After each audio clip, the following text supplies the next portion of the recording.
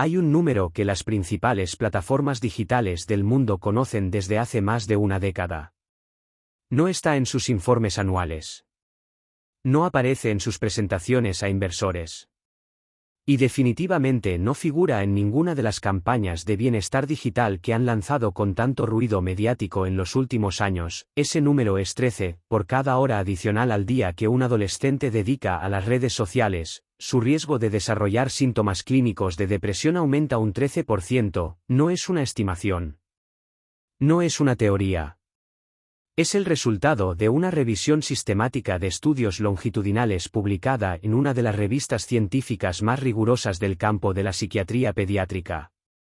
Y lo que hace especialmente incómoda esa cifra no es su magnitud, sino lo que implica sobre el conocimiento previo que tenían, y tienen, las empresas responsables de diseñar esos sistemas. Este documental no trata sobre si las redes sociales son malas.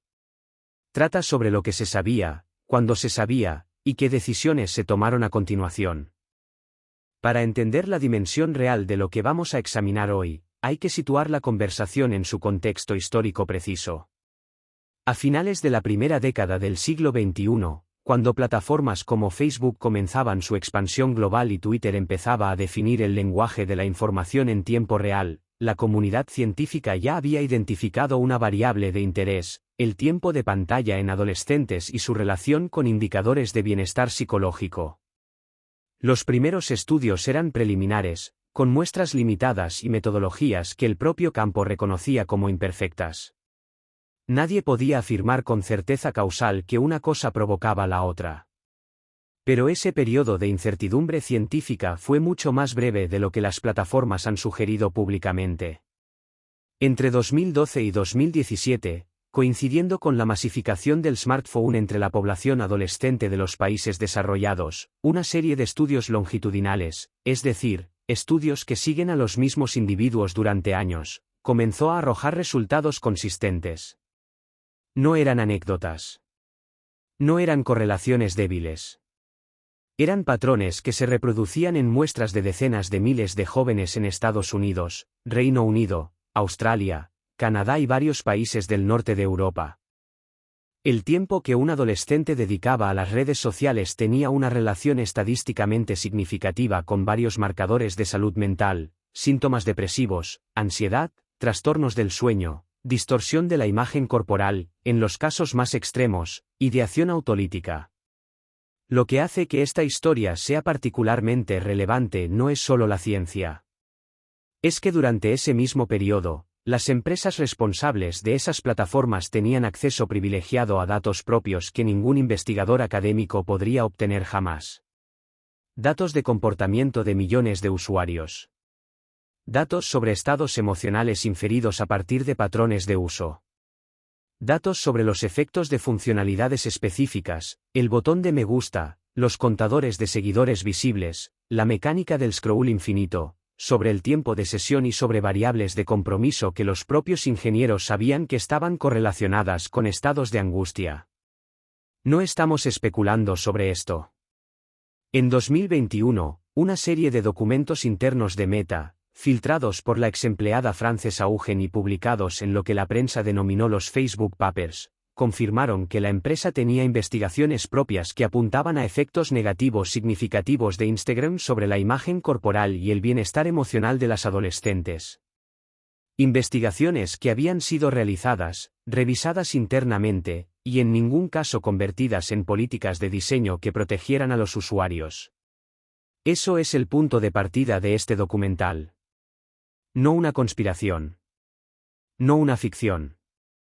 Sino una secuencia de hechos documentados que, cuando se examinan en su conjunto, describen un sistema que priorizó sistemáticamente el tiempo de pantalla sobre el bienestar de sus usuarios más jóvenes. Vamos a examinar la ciencia con la precisión que merece. El estudio que da título a este documental es una revisión meta-analítica publicada en la revista JAMA Psychiatry en 2019, aunque sus conclusiones han sido replicadas y ampliadas en publicaciones posteriores. Los investigadores analizaron datos de 13 estudios longitudinales con una muestra combinada de más de 41.000 adolescentes entre 10 y 19 años. El seguimiento medio era de 3 años por participante. La variable independiente era el tiempo de uso declarado de redes sociales, medido en horas diarias. La variable dependiente era la presencia de síntomas depresivos clínicamente relevantes, evaluados mediante instrumentos estandarizados como la escala PHQ-9 o equivalentes validados en cada contexto nacional. El resultado: por cada hora adicional de uso diario de redes sociales, la odds ratio de presentar síntomas depresivos aumentaba en un factor de 1,13.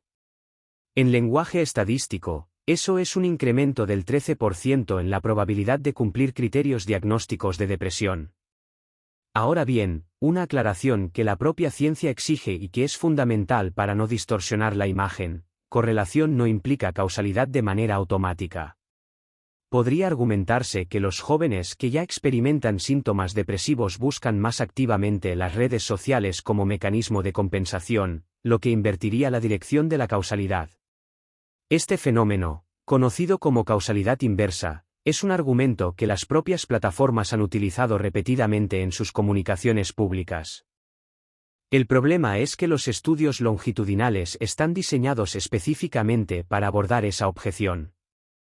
Al medir el estado de salud mental de los participantes al inicio del estudio, antes de que aumente su uso de redes sociales, y luego compararlo con mediciones posteriores, es posible controlar estadísticamente el nivel de depresión basal. Y los resultados siguen siendo significativos incluso después de aplicar esos controles. Hay más. En 2018, investigadores de la Universidad de Oxford publicaron un análisis de datos de más de 500.000 adolescentes en el que distinguían entre diferentes tipos de actividad de pantalla: ver televisión, jugar videojuegos, usar dispositivos en general. Y las redes sociales específicamente mostraban asociaciones negativas con el bienestar que superaban a las de otras actividades de pantalla comparables en tiempo. Eso sugiere que no se trata simplemente de la pantalla como objeto, sino de algo específico a la mecánica de las plataformas sociales. En 2021, investigadores de la Universidad de Harvard publicaron un estudio que seguía a más de 6.000 adolescentes durante 3 años. Uno de sus hallazgos más discutidos, el aumento del uso de redes sociales entre los 12 y los 15 años, predecía de manera estadísticamente significativa la presencia de síntomas de depresión, ansiedad e insatisfacción corporal a los 16 años, incluso controlando por el nivel de síntomas previos. La dirección del efecto era clara y consistente. Pero quizás el dato más relevante desde el punto de vista del diseño de producto lo aportó una investigación publicada en Computers in Human Behavior. Los investigadores examinaron no solo cuánto tiempo pasaban los adolescentes en redes sociales, sino cómo lo pasaban. Y encontraron que el uso pasivo, desplazarse por el feed, observar las publicaciones de otros sin interactuar, tenía efectos negativos sobre el bienestar significativamente mayores que el uso activo, publicar, comentar, interactuar directamente. El scroll infinito, ese mecanismo que los ingenieros de producto han perfeccionado para eliminar cualquier punto de pausa natural, es precisamente el vector de uso pasivo por excelencia. No es un detalle menor. Es el corazón del modelo. A esto se suman los datos sobre sueño. Numerosos estudios han documentado que el uso de dispositivos con pantallas antes de dormir afecta la calidad del sueño a través de 2 mecanismos: la supresión de melatonina producida por la luz azul de las pantallas, y la activación cognitiva y emocional que produce el consumo de contenido social justamente en las horas previas al descanso. Y la privación de sueño, incluso moderada, es uno de los factores de riesgo más robustamente documentados para el desarrollo de síntomas depresivos en adolescentes. El cuadro que emerge no es el de un efecto secundario imprevisto. Es el de un sistema de engranajes que se refuerzan mutuamente. Para entender por qué las redes sociales tienen este efecto específico sobre el cerebro adolescente, es necesario comprender 3 mecanismos que la neurociencia ha identificado con precisión creciente. El primero es la dopamina y el refuerzo variable. El cerebro humano responde a las recompensas, y muy especialmente a las recompensas impredecibles. Es lo que los psicólogos llaman refuerzo de ratio variable, el mismo mecanismo que hace que las máquinas tragaperras sean tan difíciles de abandonar. Cuando publicas algo en Instagram o en TikTok, no sabes cuántos me gusta vas a recibir, ni cuándo van a llegar. Esa incertidumbre en la recompensa produce picos de dopamina que el cerebro aprende a anticipar y a buscar activamente. Lo que hace que esto sea especialmente relevante en el contexto de los adolescentes es que el córtex prefrontal, la región del cerebro responsable de la regulación del impulso, la toma de decisiones y la evaluación de consecuencias a largo plazo, no completa su desarrollo hasta los 25 años aproximadamente. Los adolescentes operan con un sistema de recompensa plenamente funcional y un sistema de regulación que todavía está en construcción. El resultado es una vulnerabilidad específica a los mecanismos de enganche diseñados por ingenieros que comprenden perfectamente cómo funciona ese sistema. El segundo mecanismo es la comparación social. Los seres humanos tenemos una tendencia evolutiva a evaluar nuestra situación comparándonos con los demás. Durante la mayor parte de la historia humana, ese entorno de comparación era geográficamente limitado: tu comunidad, tu familia extendida, tu grupo de pares inmediato. Las redes sociales han expandido ese entorno de comparación a escalas que el cerebro no está equipado para procesar adaptativamente. Un adolescente que utiliza Instagram no se compara con los 25 compañeros de su clase. Se compara con una selección permanentemente actualizada de las imágenes más estudiadas, mejor iluminadas, más editadas y más atractivas de millones de personas en todo el mundo. Y no de personas cualquiera, sino específicamente de aquellas cuyas imágenes han sido amplificadas por algoritmos diseñados para maximizar el tiempo de atención, lo que generalmente significa maximizar el impacto emocional, ya sea positivo o negativo. Los estudios sobre distorsión de imagen corporal en adolescentes femeninas, aunque el efecto existe también en adolescentes masculinos, con manifestaciones algo diferentes, son especialmente ilustrativos. En una investigación publicada en Body Image en 2020, las participantes que pasaban más de 3 horas diarias en Instagram mostraban niveles significativamente más altos de insatisfacción corporal que sus pares con menor tiempo de uso, incluso controlando por factores como el índice de masa corporal, el ambiente familiar o la exposición previa a medios tradicionales. El tercer mecanismo es la exclusión social percibida. Para un cerebro adolescente, la exclusión social no es simplemente una molestia. Activa las mismas regiones neurales que el dolor físico. Es una respuesta evolutivamente antigua que en el contexto del desarrollo humano primitivo tenía sentido. Ser excluido del grupo significaba una amenaza real a la supervivencia. Las redes sociales han creado un entorno en el que la exclusión social es visible, cuantificable y permanentemente pública. Ver que un grupo de amigos ha salido sin invitarte, y verlo en tiempo real mientras está ocurriendo, activa ese sistema de alarma neural de una manera que ninguna forma de comunicación anterior había permitido.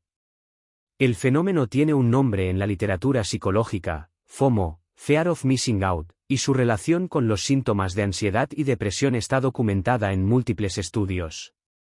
Ahora bien, la pregunta que hace este análisis particularmente relevante desde el punto de vista del diseño de producto es la siguiente: ¿cuánto de esto era conocido por los equipos de ingeniería y diseño de las principales plataformas en el momento en que tomaban decisiones sobre características como el scroll infinito, los contadores de me gusta visibles, las notificaciones en tiempo real o los algoritmos de amplificación de contenido emocionalmente activador? La respuesta, basada en documentos internos que han llegado al dominio público, es mucho. Y en algunos casos, todo. Los documentos filtrados por Frances Haugen en 2021 incluían presentaciones internas de equipos de investigación de Meta que describían los efectos de Instagram sobre la imagen corporal de las adolescentes en términos explícitos. Una de las diapositivas, ampliamente citada en la cobertura periodística posterior, indicaba que Instagram empeoraba los problemas de imagen corporal en 1 de cada 3 chicas adolescentes que ya se sentían mal consigo mismas. Ese no es un hallazgo externo. Ese es un hallazgo de investigación interna, producido con datos propios, para audiencia interna. Y la decisión posterior, continuar sin cambios estructurales significativos en el diseño del producto, es también documentable. Las implicaciones de todo lo que hemos examinado hasta ahora no son puramente académicas. Se están materializando en datos de salud pública que múltiples países desarrollados están empezando a documentar con alarma. En Estados Unidos, los Centros para el Control y la Prevención de Enfermedades, la CDC, publicaron en 2023 los resultados de su encuesta bienal sobre conductas de riesgo en jóvenes. Los datos eran los peores registrados desde que comenzó la serie histórica en 1991. El 42% de los estudiantes de secundaria reportaba sentimientos persistentes de tristeza o desesperanza. El 29% de las estudiantes femeninas había contemplado seriamente el suicidio en los 12 meses anteriores. El 13% lo había intentado. Estas cifras no se explican por un único factor. La crisis de salud mental juvenil es multivariable y responde a tensiones sociales, económicas y culturales complejas que incluyen la pandemia, la incertidumbre climática, la precariedad económica y otros vectores que serían injusto ignorar. Pero el aumento temporal de estas cifras, que comienza aproximadamente entre 2012 y 2015, precisamente cuando el smartphone se convierte en omnipresente entre los adolescentes, y que se acelera de manera especialmente pronunciada en las chicas, es lo suficientemente específico como para que los investigadores lo consideren un indicador relevante. Jan Twenge, psicóloga de la Universidad Estatal de San Diego y autora del libro IGEN, ha analizado estos datos extensamente y ha argumentado que el punto de inflexión en el bienestar psicológico de los adolescentes estadounidenses coincide de manera sospechosamente precisa con la masificación del smartphone y las redes sociales. Sus análisis han sido objeto de debate académico. Algunos investigadores cuestionan el peso relativo que le asigna a las pantallas frente a otros factores, pero el patrón temporal es difícilmente descartable. En el Reino Unido, el Royal College of Psychiatrists publicó en 2023 un informe que describía lo que sus autores denominaban una crisis de salud mental juvenil sin precedentes modernos, y en el que las redes sociales figuraban como un factor de riesgo identificado junto con la desigualdad económica y los efectos posteriores a la pandemia. En España, el Ministerio de Sanidad ha publicado datos que muestran un aumento significativo de los diagnósticos de depresión y ansiedad en menores de 18 años durante la última década. Los servicios de psiquiatría infantil y adolescente de los principales hospitales del país reportan listas de espera que en algunos casos superan los 12 meses. Y en medio de todo esto, las plataformas han respondido con una serie de medidas que, examinadas con cierta distancia, parecen diseñadas fundamentalmente para gestionar la percepción pública más que para modificar estructuralmente los elementos de diseño que los propios investigadores internos identificaron como problemáticos. Meta anunció en 2021 la suspensión del desarrollo de una versión de Instagram para menores de 13 años, presentándola como una decisión de responsabilidad social. Lo que omitió en ese anuncio es que el proyecto se había iniciado precisamente como una estrategia para capturar usuarios más jóvenes en un momento en que el crecimiento entre los adolescentes mostraba signos de saturación.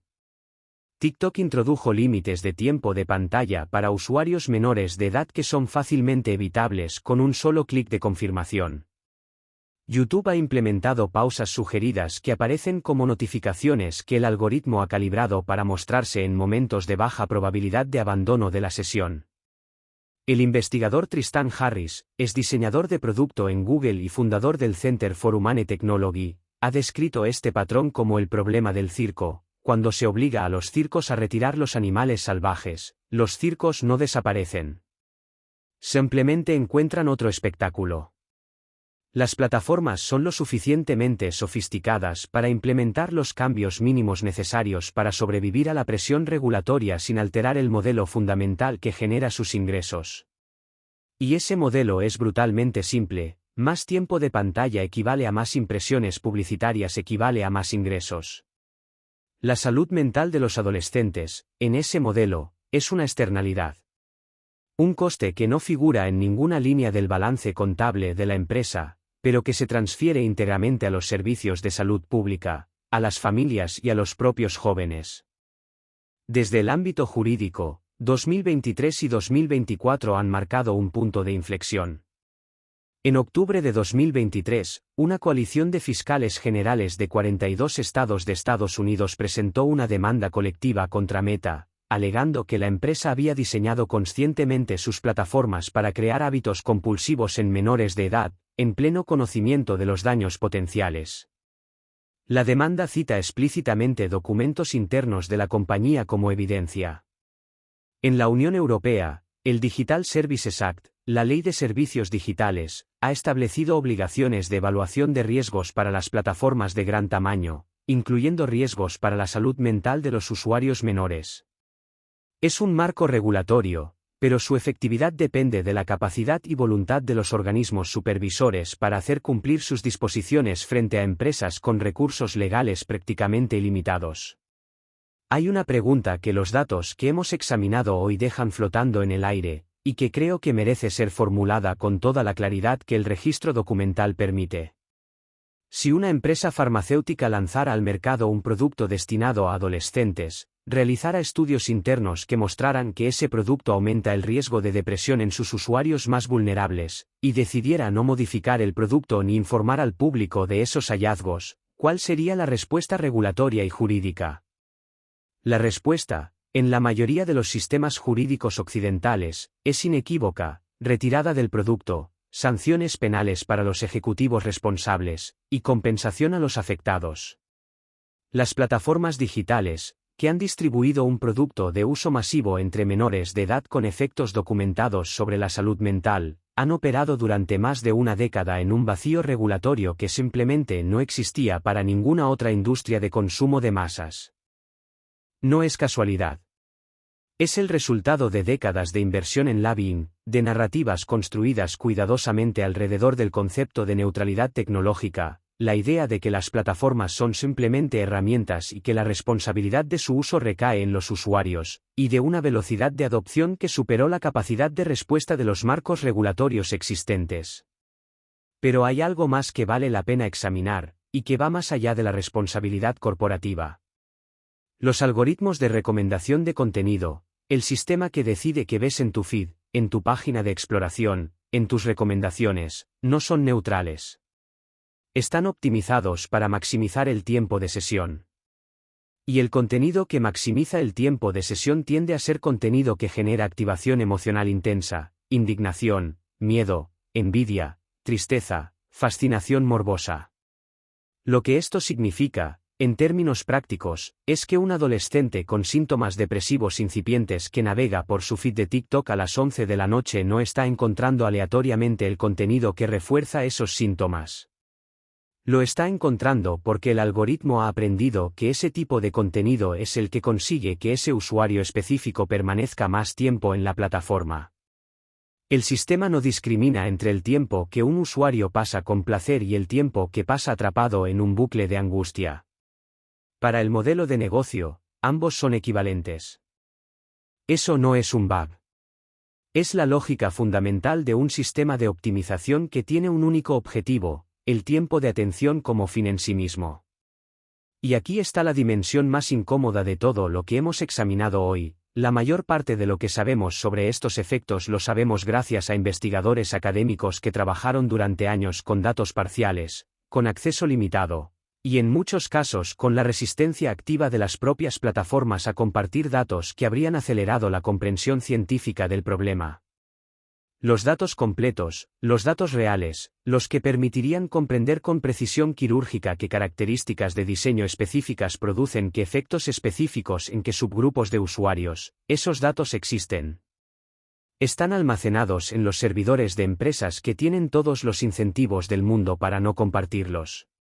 Este documental no pretende ofrecer respuestas simples a preguntas que no las tienen.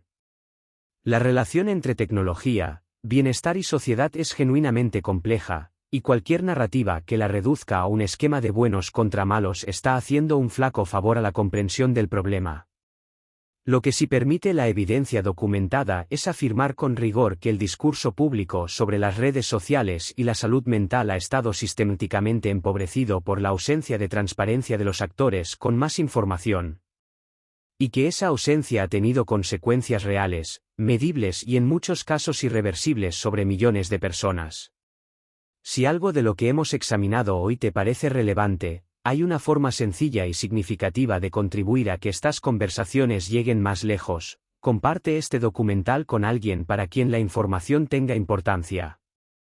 No como un acto de alarma, sino como un acto de información.